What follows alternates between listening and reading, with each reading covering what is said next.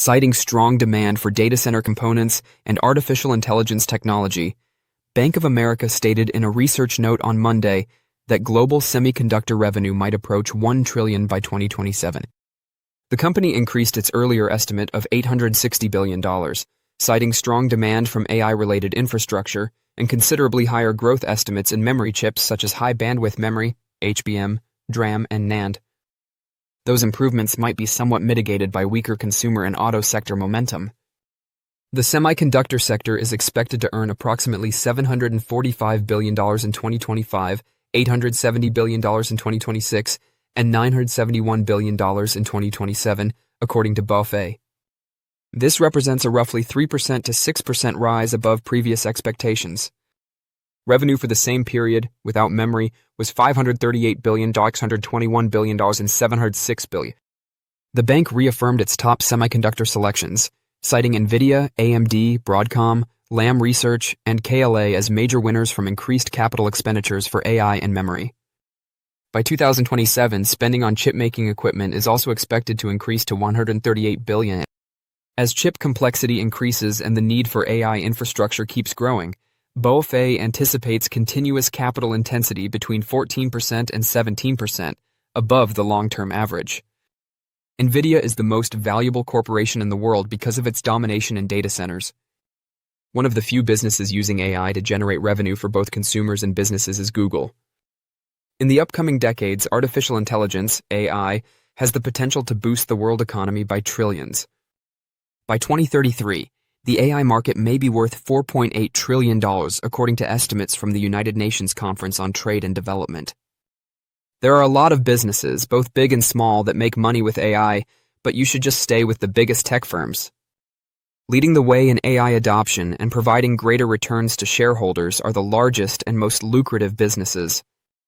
The first AI stock to think about purchasing is Nvidia. The market for data centers, where all the magic of AI takes place, is dominated by it. Nvidia chips are being used to train AI models by all of the top cloud service providers. With a $4.4 trillion market capitalization, Nvidia is currently the most valuable corporation in the world as a result of these factors. You only need to look at Nvidia's phenomenal growth to convince some investors that it's too late to profit from this highly valued stock. On a trailing 12-month basis, its net profit increased 63% year-over-year to reach $86 billion, and Wall Street analysts predict that the company's earnings would increase by 23% annually over the next 5 years. To maintain its competitive position in the market for AI chips, Nvidia keeps growing its alliances with top tech firms. A new high-performance computing cluster that will provide up to 16 zettaflops of peak AI compute performance is being developed in collaboration with Oracle. The competition from other chip firms, such as Advanced Micro Devices and Broadcom, worries some investors. However, AI has a wide range of applications, which is fueling demand for all of these businesses. As more data centers are constructed, and as more AI applications are developed in the future, more chips will be required. This explains why Nvidia, AMD, and Broadcom are all currently reporting robust growth. By 2030, Nvidia anticipates that data center expenditures could amount to as much as $4 trillion. This implies that Nvidia will become a far more valuable firm in 5 years if it maintains its dominance in the data center chips market, which is thought to account for around half of data center spending. The company appears to be cheap, as investors can still purchase Nvidia shares for a lower forward 1-year price-to-earnings (PE) multiple than Walmart. With an outperform rating, Nvidia is well positioned in the rapidly expanding market for artificial intelligence chips. As a result, sentiment about the stock has improved. Because of its strong financial position, increased demand for AI equipment, and consistent profitability growth, Nvidia received an 81 out of 100 rating from the AI-based model. The price target, according to the tool, was $204 per share, or around 12% more than the current price. Under the Sonar Pro submodel, Nvidia's score reached 88, indicating that the market and investors have a great deal of faith in the business. At a time when IT businesses and operators of hyperscale data centers are requesting more AI chips than ever before, Nvidia has maintained its success. By pledging up to $100 billion to assist in the construction of new computer and networking infrastructure, the company has deepened its partnership with OpenAI. It could be able to maintain its lead thanks to this maneuver. However, the survey did highlight some potential challenges, including high prices, rising costs, and persistent geopolitical uncertainty surrounding China. Despite these reservations, the majority of analysts remain optimistic. One believes it's a sell, 35 say it's a buy, and one says it's a hold. With an average price prediction of $225 for the upcoming year, there is a 24% chance that it will increase. The fact that Nvidia's stock has increased 35% so far this year indicates that investors still believe the business is at the forefront of the global AI rollout. In reaction to ASML's third-quarter earnings release, the company's shares surged 2.7% on Wednesday. Between September 15th and October 15th, the artificial intelligence AI growth stock increased by 16%. However, the study was not only seen by ASML investors. This is the earnings report's hidden jewel that gives shareholders of Nvidia, Broadcom, and Advanced Micro Devices hope. ASML manufactures photolithography equipment for printing circuit designs onto silicon wafers in layers.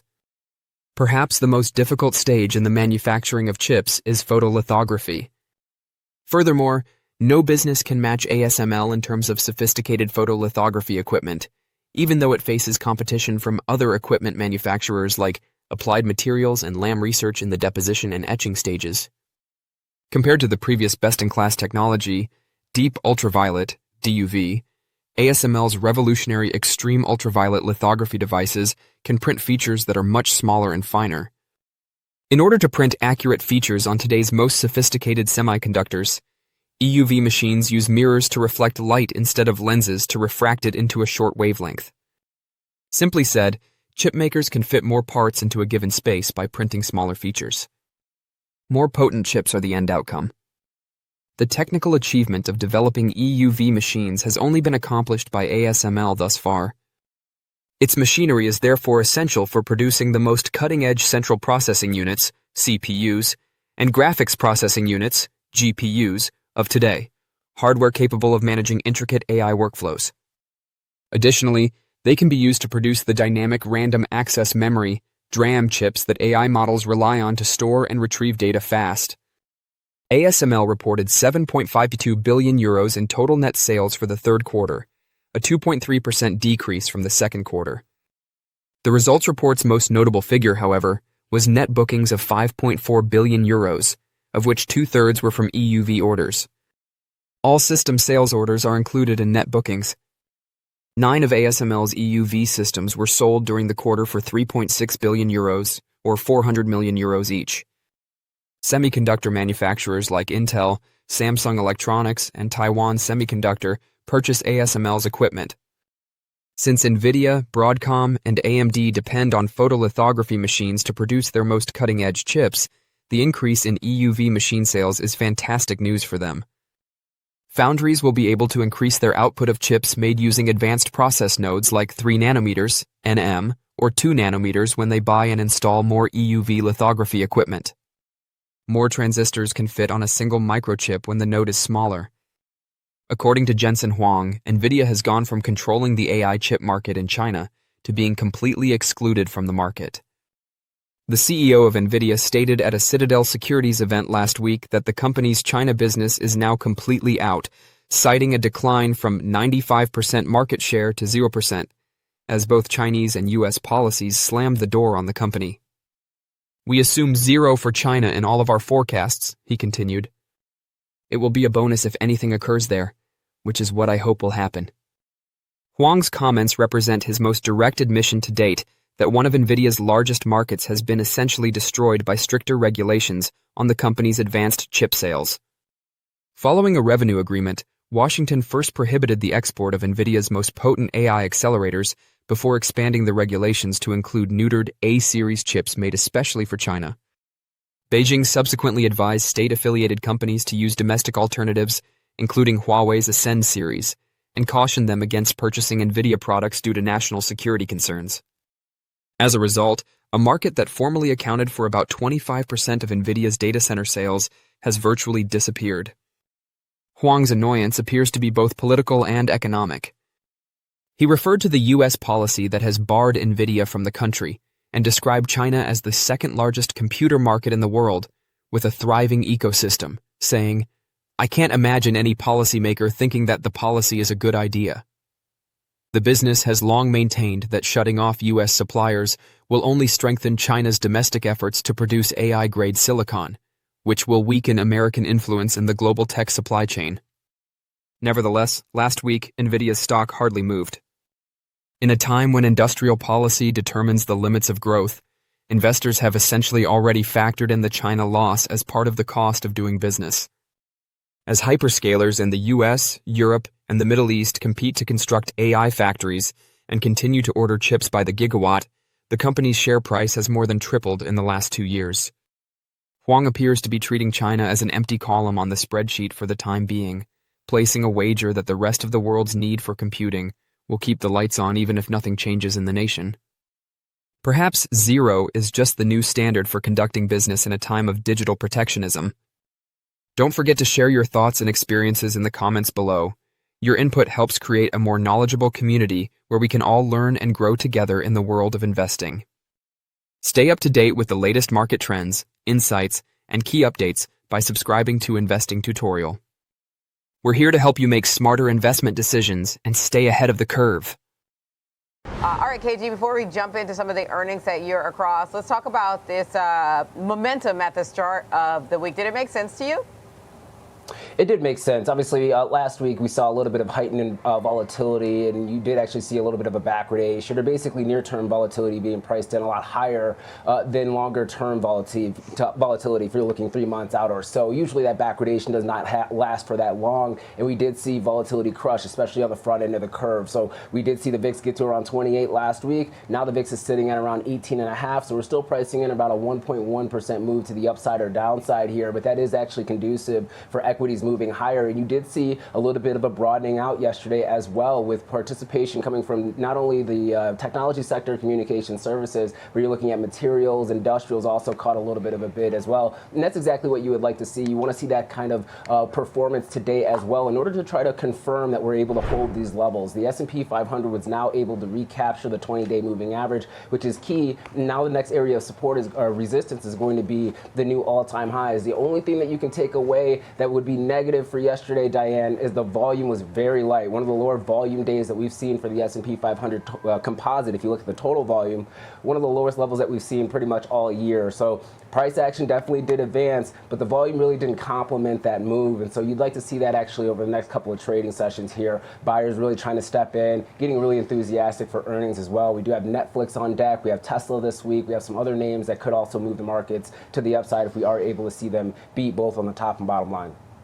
Why do you think volume was so light yesterday, KG? Yeah, it's usually just caution with new buyers trying to step in at these current levels. Obviously, you get a little bit concerned. I will say maybe a little bit sensitive to the price action, especially with that volatility that we saw last week. So usually individuals and traders will start to inch their way in to the market rather than trying to go all in. And so this could be one of those situations, and I don't think it may be this, but you could look at maybe a light volume day to the upside and maybe a little bit of a reversal, come back, retest some of those key areas of support, maybe that 6,600 level again, and then a lot more buyers might step into this market, really solidifying that support level and then trying to get us a little bit higher. So it's not out of the ordinary. I would actually look at the volatility structure as your key sign and key indicator that the markets can advance. If we're able to still crush this vol for the VIX to go from, let's say, 18.5 to say 17 or even a 16.5 VIX, then that actually is conducive for equities moving higher. And if you're looking at liquidity levels have increased. That's another sign that the bulls are trying to step back into this market. We just need that follow through when it comes to actual transactions hitting the tape. Okay, let's talk some of the earnings. GM, a big mover in the pre-market, and it looks like, for them, the tariffs are not as bad as expected. Take us through some of your takeaways here. They're not as bad as expected. That's also because we do see an adjustment to some of these tariffs as well, which is why they actually adjusted their guidance. If you're looking at both top and bottom line, they did beat. Revenue came in at $48.59 billion. Street was looking for around $44.1 billion here, and the adjusted earnings per share came in at $2.80. Street was looking for around $2.31. When you're looking at their full year guidance, they pretty much raised their guidance across the board from adjusted EBIT, moving that up to $12 billion to $13 billion. That's That's their new range. Previously, that was $10 billion to $12.5 billion. Adjusted earnings per share also got re-rated to the upside. And then you're looking at their automotive free cash flow once again being moved to the upside here. Those adjustments are for two main reasons. They are looking at maybe a little bit of a tariff offset or relief that's being priced into their guidance moving forward. And they're also looking at some demand pockets that are seeing some strength here as well. They are mindful of that. They did have some cost-cutting measures. The CEO, Mary Barra, did actually also kind of reaffirm the fact that they are still looking at the EV market. They do believe that there's going to be some demand there, but they're going to have to be very strategic with it, maybe not focusing so much on the North American sales and looking at other markets in order to sell those vehicles here. So overall, very low bar going into this report. They were able to exceed, but this also kind of shows that the adjustment in tariff policy from the administration, after hearing some of the concerns from these automakers, is actually making a very big difference. And maybe some of these other ones that will be reporting, Ford, Stellantis for that matter, may see the similar type of results just because of their product mix and also where they're actually producing a lot of these vehicles, especially for Ford that has a little bit more international exposure when it comes to production line.